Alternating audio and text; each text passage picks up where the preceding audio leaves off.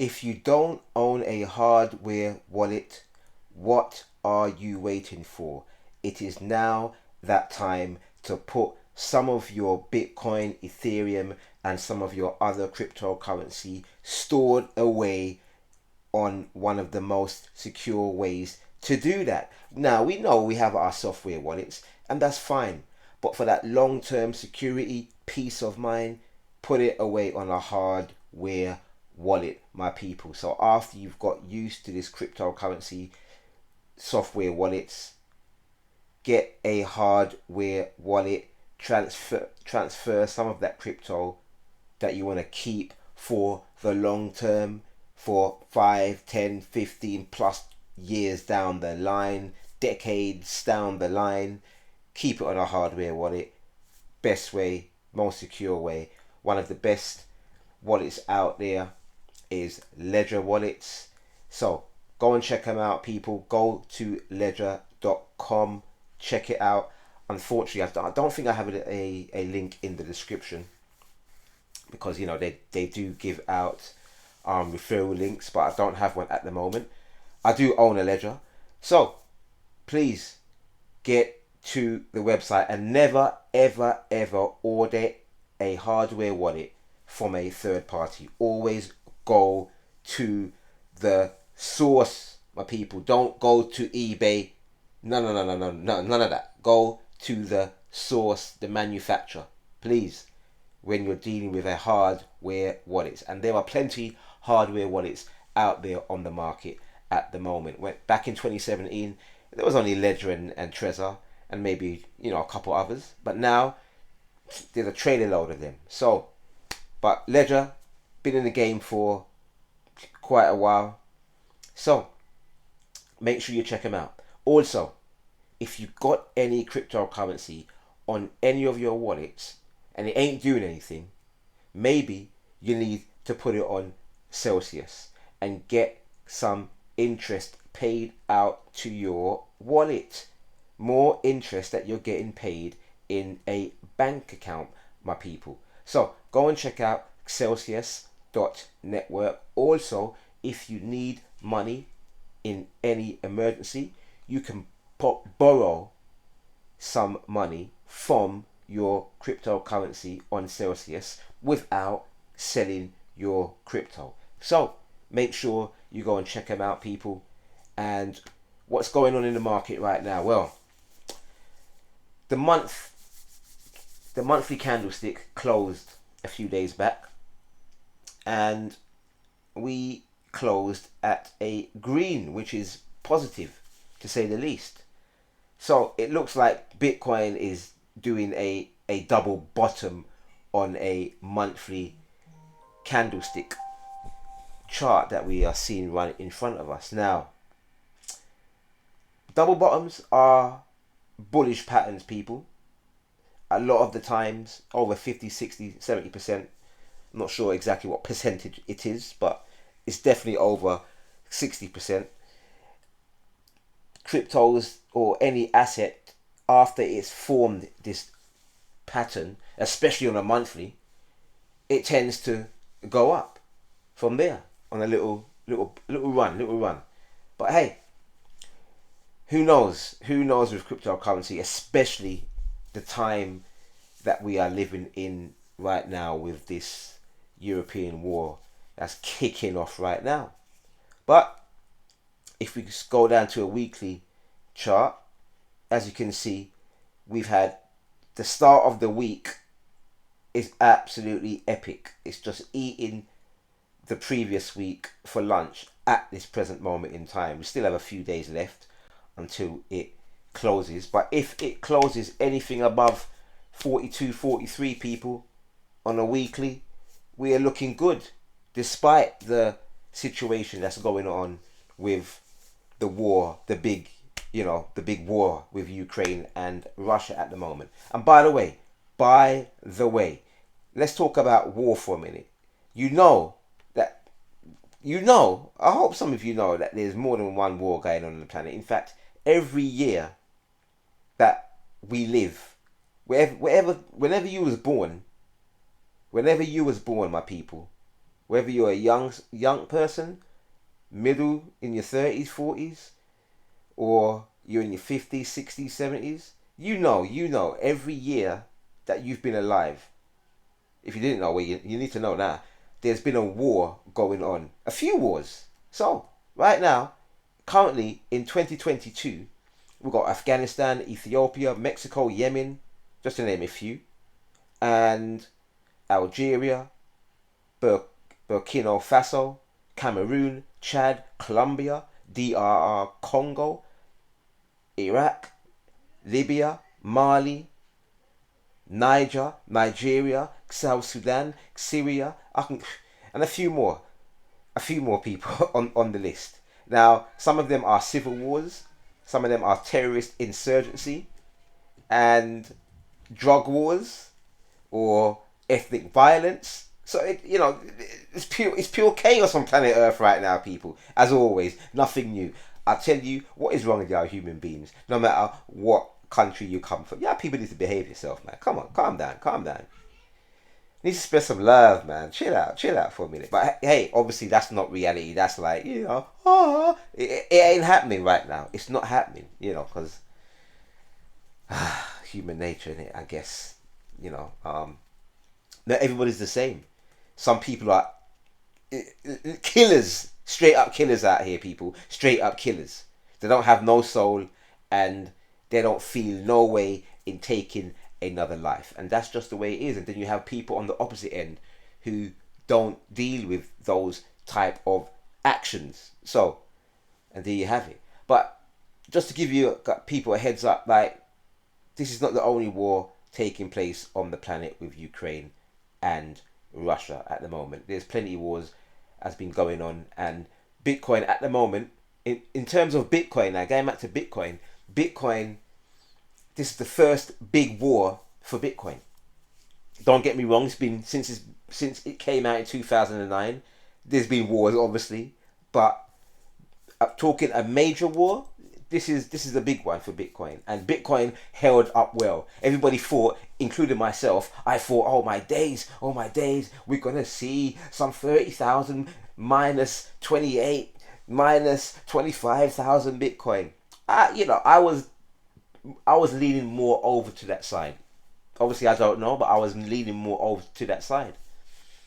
But as what's taking place right now, it seems like Ukrainians and the Russians are buying crypto as never before, according to arcane research. So it seems like they're buying up Bitcoin and other cryptocurrencies, people, and you can see why people are fleeing these countries right now, and they can only get limited money out of the banks, and some of them are crypto savvy. In fact, let's have a look at this chart here, or the top 10 countries with the most cryptocurrency holders. India 100 million, USA 27 million, Russia 17 million, Nigeria 13 million, Brazil 10 million people, right? And if we scroll down, we have, after Brazil, Ukraine with over 5.5 million. Now, Russia and Ukraine, they're up there. They're living in the top 10. So a lot of these people have known about cryptocurrency for a little while. And some of them will be converting some of their money, or already have their money converted into crypto a long time. And they're fleeing the country because of what's going on. So, people, pay attention to what's taking place with all these events happening on planet Earth. Because, as I said, everything is interconnected. Everything is cause and effect. When something happens, it will have an effect on multiple things, whether people are aware of it or not. Now, what's also, which countries are using cryptocurrency the most? Guess who's using the cryptocurrency the most? Our brothers over there in Niger, right? Nigeria, 32% people. Yeah, 32%. And then afterwards, Vietnam, Philippines, Turkey, Peru, Switzerland. I hope you recognize a certain thing. The top countries are not in the so-called first world countries. No, no. They're in the so-called third world countries. I quote whoever came up with those, terms. But as you can see, people from these countries are into cryptocurrency more than the people in the UK, in the USA, and certain places elsewhere. So, this is what's going down with the numbers, people. The numbers are very important to see where we are in the whole big picture of this cryptocurrency ecosphere. Now, I want to show you this adoption curve of technology. Now, this adoption curve starts off with the telephone adoption. The first line here, I know you probably can't see it well, but it seems like a dark blue, or black, in fact. And telephone starts off in 1900, and by the year 1930, 40% of the world had adopted it, and it goes up from there up to the year 2010. But it continues to grow all the way throughout the decades. Electricity, the second one, around 1905, give or take. Same sort of trajectory. It takes time for technologies to get adopted depending on what type of technology they are. And so it has a list: cars, radio, fridge, TV, and the last one on the list at the bottom is tablet.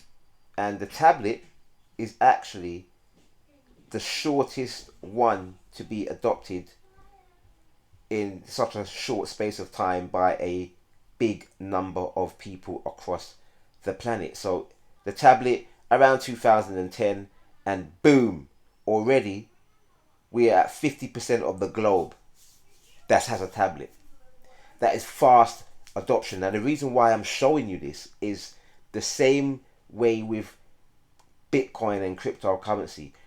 Back in 2017, there was around 30 million people that was involved in cryptocurrency. Fast forward 4 years down the line, and in fact I should say towards the end of 2017, fast forward give or take 4 years down the line to right now, there's 300 million give or take people. That's a 10x growth in the space of just over 4 years. Now if it does the same type of growth from where we are at now with 300 million in the next 4 or 5 years, we are talking 3 billion people on the planet that will be involved in cryptocurrency. That is exponential growth, people. And I'm just flinging those figures out there. I'm not saying it will do that, but definitely it's going to double up to 600 million in 4 years. No brainer, people. And I would say probably, I'm not even going to say, because I don't like to speculate on those type of numbers, but I'm just putting those numbers to give you guys out there a picture in your mind to say this is where we are in the big scheme of things. I like to keep it macro. Obviously we can go into the smaller time frames when we go into the 4 hourly, right? That's the micro. Or we go into 5 minutes. That's real micro, people. Pure noise. But when we zoom out to the monthly, to the yearly, to the decades, that's when we're talking about the micro picture of this cryptocurrency game that we are all playing. Now also, I wanted to show you this chart here. Is called the technology adoption curve, 5 stages of adoption. Now I'm just going to go through this quickly. And first stage, innovators, 2.5%. So right now we are still in that, I would say, innovation. I would say, in fact, we are transferring over from the innovators to the early adopters. So we're making that transition. But we are nowhere at 13.5% of the globe that's involved in cryptocurrency. We are still in the 3 to 4% max. So we are still early people. This is where we are. And then we have, so what does it say about the innovators? Basically, innovators are those who are willing to take risks. Innovate are those in the technology adoption life cycle who love trying new things and may even be the people encouraging others to try out a new app or tool. Does that sound familiar like us people? We always telling our friends and family, crypto, crypto, crypto, crypto. And they look at us like we from outer space. It's true though, isn't it? It's true. Right? So adopters from this part of the technology adoption curve like going against the grain and trying new things. Does that sound familiar? Does that sound like yourself, my fellow Ethereans? You like going against the grain and trying new things. Sounds familiar, right? They're the first to upgrade their phones. Well, I ain't upgraded my phone for about 4 years. I've just upgraded my contract with a tool during beta testing. Beta testing? Oh, freepulse.io. For anybody that doesn't know, go to freepulse.io. My link is in the description. And when PulseChain launches, you can go to that website and claim free PulseChain for real money. Right now, it's in beta, so you can go on the website and play about with it. So, sounds familiar again. Because innovators are really concerned about failure. That's right, we don't care a monkeys about failure. No. I don't care if I buy an NFT and it goes to zero. No, I don't care. Why? Because I'm willing to take the risk, and so are some of you out there. Because we are so early, and you got to take the risk. No risk, no reward. Anyway, they're very willing to give a new technology a shot. Just like when we first came into crypto, blockchain, Bitcoin, we are the ones to give it a shot. That's right. In fact, innovators are often the initiators of change. We want change, people. We want decentralized. We want more money for everybody out here. All right. If you're the person introducing new tech into your organization, you're an innovator. That's what I'm reading from there, people. I didn't say it. This person who wrote this article said it. So, organization could be community, family, tribe, etc. So, people, I think a lot of us are in this, we're in the innovative stage, people, according to that description. And according to the sats that we can see, the numbers out there that we have done, we've mashed, calculated, we can see we are still very early in crypto. So, who's next? Who's next after the innovators? Well, we've got the early adopters, which is still us, right? Now, we've transitioned now to the early adopters, but we've been here since the innovation stage. And because we've been here since the innovation stage, we're going to earn some crap ton of money. Then also you do have people coming into this stage continuously. So now these people who have just come into the 13.5% of the population, they're the early adopters. Now, they are trendsetters and tend to be comfortable taking risks. They want to form a solid opinion of technology before they vocally support it. I ain't going to read everything, but they're persuasive. They're willing to work through early bugs and setbacks, and they're according to this guy or woman, concerned about their reputation. And it goes into what motivates early adopters. And then we have the early majority. Now the 34% of the world that's involved in crypto and doing all sorts of things, doing yield farming, NFTs, gaming, fashion, the full 9 yards, people. We've got so many working products right now. Innovation is just pumping. It's 10 years down the line now. 34% of the world now is involved in cryptocurrency. These people, they're logical, they're practical, they're data driven, right? So people are just coming into it now because they can see that, hold on a minute, this Bitcoin thing's now at $500,000, $1 million, $800,000, etc. That Ethereum, it's 150,000. What? So these people are just coming in and they remember Bitcoin when it was 40,000, 10,000, 3,000, 4, 65, and now Bitcoin's at nearly $1 million, and they're like, ah, man, I should have bought Bitcoin when it was then. But hey, it's all good. They're in the 34% range, so no complaints there. They can still make some money. Then you have the late majority. Much like the early majority, the late majority, they want a data-driven reason to adopt the technology. Convincing people in this adopter category requires research and solid proof that the technology is worth their time. So these people are real hard nuts. Hard nuts to crack, people. You got to put in more work with these people before they get involved. People in the late majority do not like to take risks. They're very flaky, extremely flaky. No disrespect to those types of people out there when I say flaky, cabbage chocolate. No disrespect. You know me. Come on, it's all love. And they tend to question the need for changes. Like hey, I don't want no change.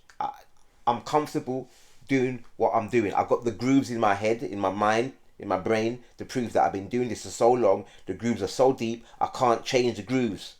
I can't change the riverbank. It flows this way, and I can't do it. I just can't have it. That's what they're like. So they are not easily persuaded by trends. They're preferring instead to watch how changes play out before they get involved. So these people, they're not easily persuaded by trends, people. They prefer to sit on the sidelines and watch Bitcoin go from 3,000 or whatever low mark they saw it at, to 100,000, 300,000, $500,000, nearly $1 million. They just sit there and just watch because they don't like taking risks. These are the people who hit the snooze on software updates for as long as they can, waiting to hear how their peers react to the updates. Well, they're cautious, logical, and they do not like to take risks. I know a lot of people like that, people, and that's okay. Everyone's not the same, and I respect that. We have to respect that. Everybody's not the same, and why should we be? Anyway, then we have the laggards, the last 16%. Laggards are wary of new technology. Before they consider getting on board, they need answers to their what's in it for me. So they're like, yo, what's in it for me? I'm used to doing things this way. If there's not such a big incentive for me to change, leave me be. Laggards prefer their status quo because they know what to expect. They are your most stubborn users, easily frustrated by new tech, and quick to give up on a tool that does not immediately make their life easier. Don't be like a laggard, my fellow Ethereans. And if you know any laggards out there, you better give them the heads up right now, because they still have time to get into the innovation stage, people, right at the beginning. We're still early, so they still have time. So get a hammer out and give them a lick right across the head and wake them up. I'm only joking. Don't do that. There's too much violence out here. Don't do that. Anyway, so for myself, I think of my dad's relationship with the internet as an example of a technology laggard. And I've still got an aunt, people. Still have an aunt, right? Me personally, B-Fam, has an auntie that does not have a mobile phone. That's right, people. She is a laggard. No disrespect to my aunt. Love her to the max. But real talk. Never has been on the internet before. Ain't interested in none of that stuff. So, and never will be. Right? Never will be. It's real. So, when talking to this adopter category, answer what's in it for me questions such as, how does this technology benefit me personally? Sometimes they don't even ask that. They don't even care. Will this improve how my team or I work? What's wrong with the current tool and what makes this new tool better? These are the points that you'll have with these laggards. They're skeptical, they're resistant to change, and they're wary of new technology. And this is not taking anything away from these types of people, because as I said, everybody is different out here and we all have qualities.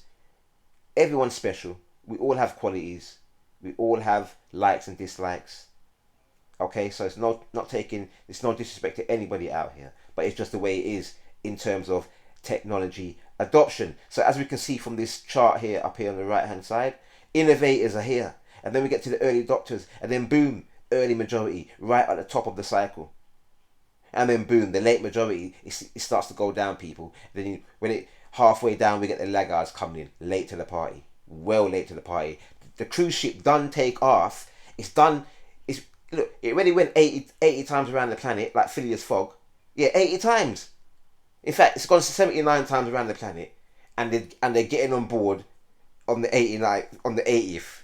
Now, how laggard is that, people? How laggard is that? They watched the yacht, go around the planet 79 times and then jumped on the 80th. That's where laggards will do. Late to the party. Jeez, and we are here, the innovators, where the yacht hasn't even left the docks. Do you hear me, my people? The yacht, the cruise liner, not a boat, not a ship, no, cruise liner. That's what we're dealing with here, people. Cruise liner has not even left the dock yet. That's what we are in, that period, innovators. And when it starts leaving the dock, then we can start saying, all right, early adopters are in the game. When we get to 13% of the population on planet Earth involved in crypto, then we can say, okay, it's early adopters time, and the yacht, the cruise liner, is left the dock now, people. We're cruising now. We're cruising now. And by that time, your portfolios will be so bulging, no matter what strategy that you do. Whether you're a passive investor or an aggressive investor. And when I say investor, I mean investor stroke trader, if that takes your fancy as well.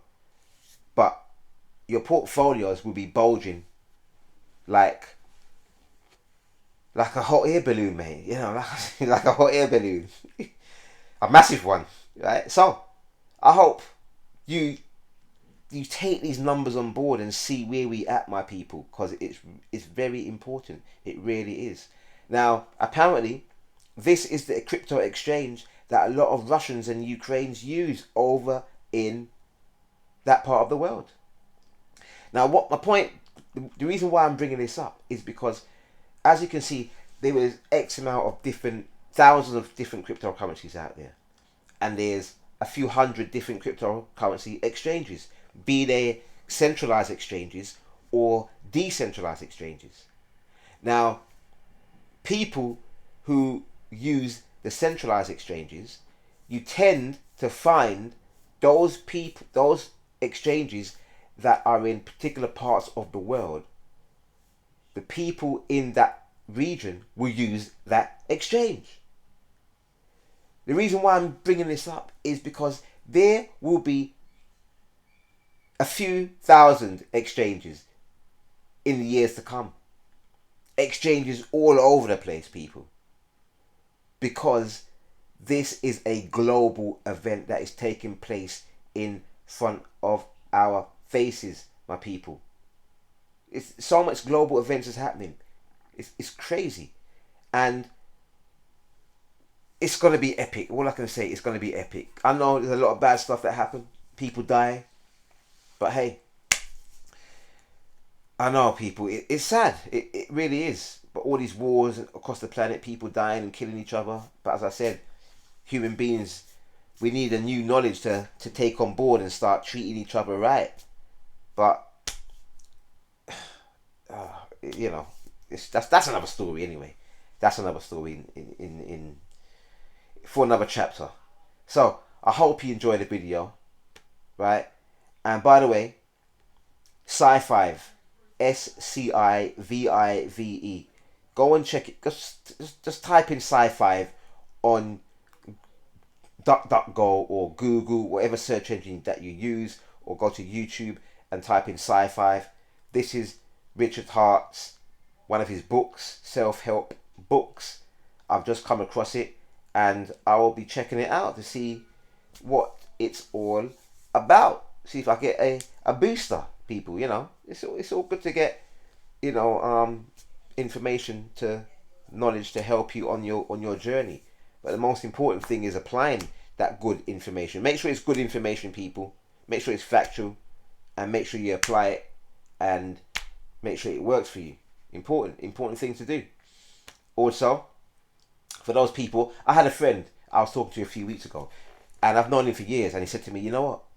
Him and two of his friends saw an alien craft, right? A flying saucer, whatever you want to call it, flying object, flying saucer, whatever. But they literally saw it in the north part of London years back, and that was the first time I've heard him say that. He's never mentioned that, and it goes to show you, people, that there's people out there that see things. And as I said, he said he wasn't the only one there. He was with two other people, and they all verified. They all verified it, because when he first saw it, he thought he was seeing things, and then he looked at his mates, and they said, "Yo, yeah, they see the same thing." Verified. 2 is a coincidence. After 3, it's reality. It's reality. 1, 2, 3, reality. Done it. Done it. Done it. Done it. Done it. So for all those people that are interested in if there's aliens out there, right? And I myself have met one. I've shaken the hand of one. That's right. Yeah, in human form. An avatar. Because some of us are avatars, people. If you don't know what avatar is, just go and look it up. Avatar can be any vessel.